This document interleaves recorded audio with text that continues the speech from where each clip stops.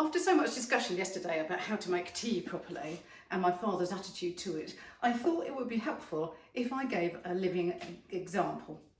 So just to start off, I'm going to read an extract from my sister's incredibly useful book, which is called Dad's Rules, and it's a practical guide for surviving visits to the Kirton family during the 1970s and 80s.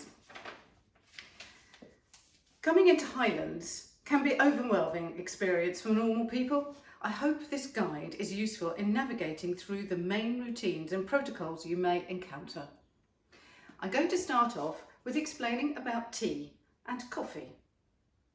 Tea is drunk frequently and may be served at any time during the day. It is the household's choice of drink. Avoid making a cuppa for yourself without checking with others. It is rare for you to find yourself drinking tea alone, and there will be usually someone ready for their next cup. Number 3, tea must be made in a teapot.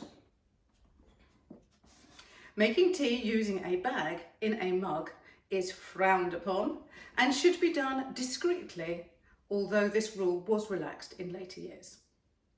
4, when making tea, use boiling water. This may seem a simple instruction, but any deviation from this could cause a riot and unnecessary anxiety. 5, teapots should be warmed properly before adding the tea and boiling water.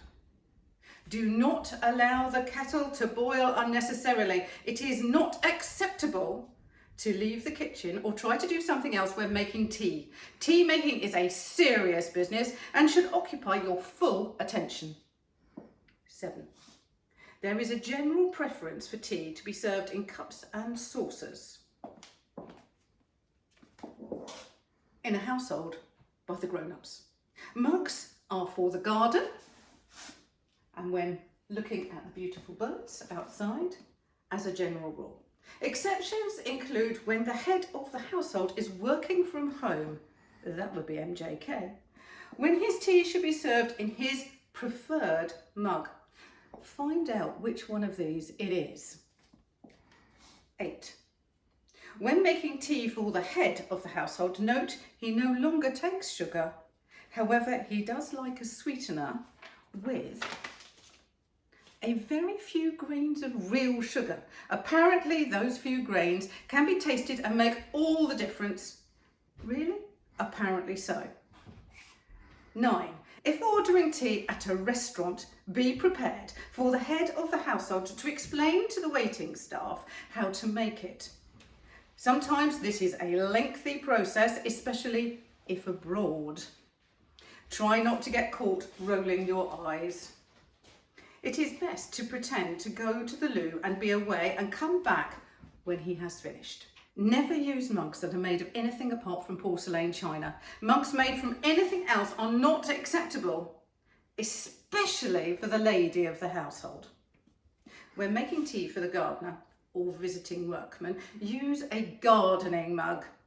To identify a gardening mug, look for mugs with chips or other imperfections. Never offer a guest a cup of coffee.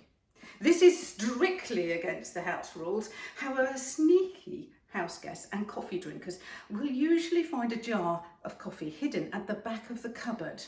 If the coffee is made discreetly and consumed in the garden, you are unlikely to get caught.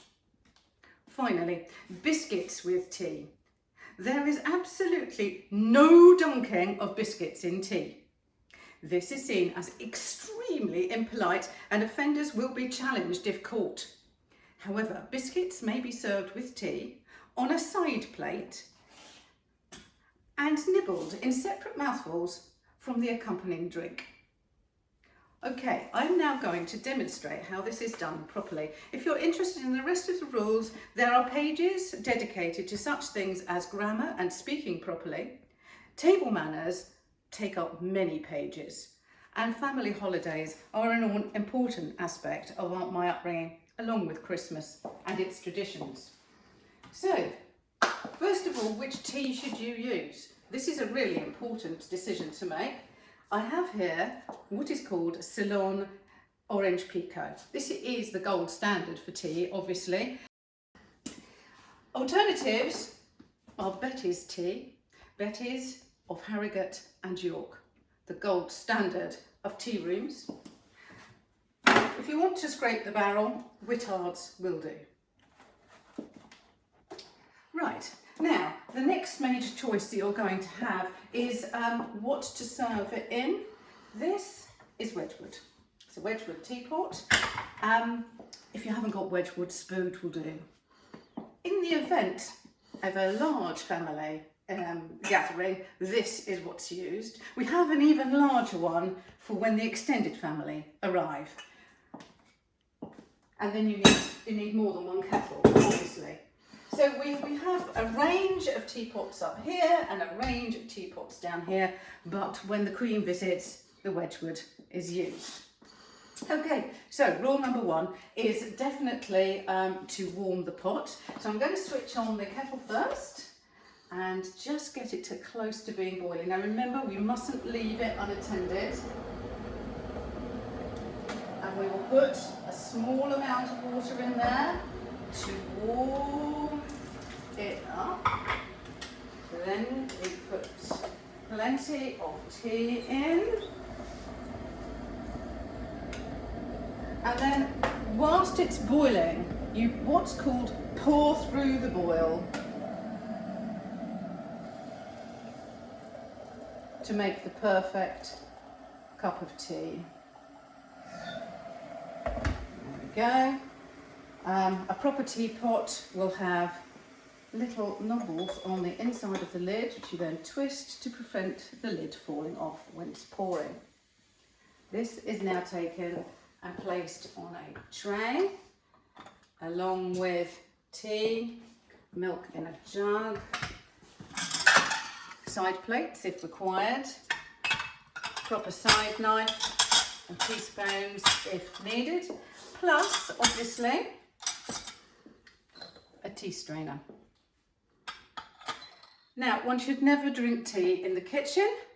One should always drink tea in the sitting room. Note that this is not a lounge or a living room, and we don't sit on sofas, we sit on settees. Right, so now we will carry this through to the sitting room.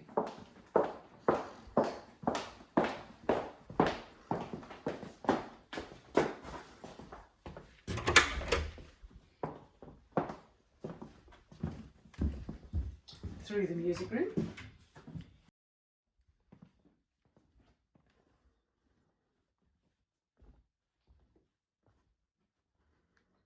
And into the sitting room.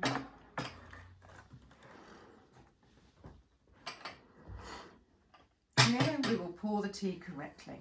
So first of all, now if you're posh, milk in first, because this protects your china and stops it from cracking. If you're from a less posh or a less well-off family, which obviously my father came from that kind of background, so he tried very hard to get away from it, then you had pottery cups, and then it didn't matter what order things went in. Okay, so we have to leave the tea to brew for a few minutes, 5 to 7 minutes precisely. Okay, the requisite amount of time for seeping has taken place, and my tea is now nicely brewed. We have a little bit of milk in the bottom of the cup. Remember to use a strainer, we don't want lots of bits of tea going in. And out comes a lovely colour brew. They say in this country that we now have a meritocracy and that class does no longer exist. The class war has been won. I think not. We still hold on to all of the various little bits which differentiate us between one class and the other. My father, having managed to climb up into the middle classes, was determined to stay there by doing everything as correctly as possible. It remains for me to say that class is not dead in this country, not by any means. We are still run by a white, middle-aged Etonian who went to Oxford. Chin chin.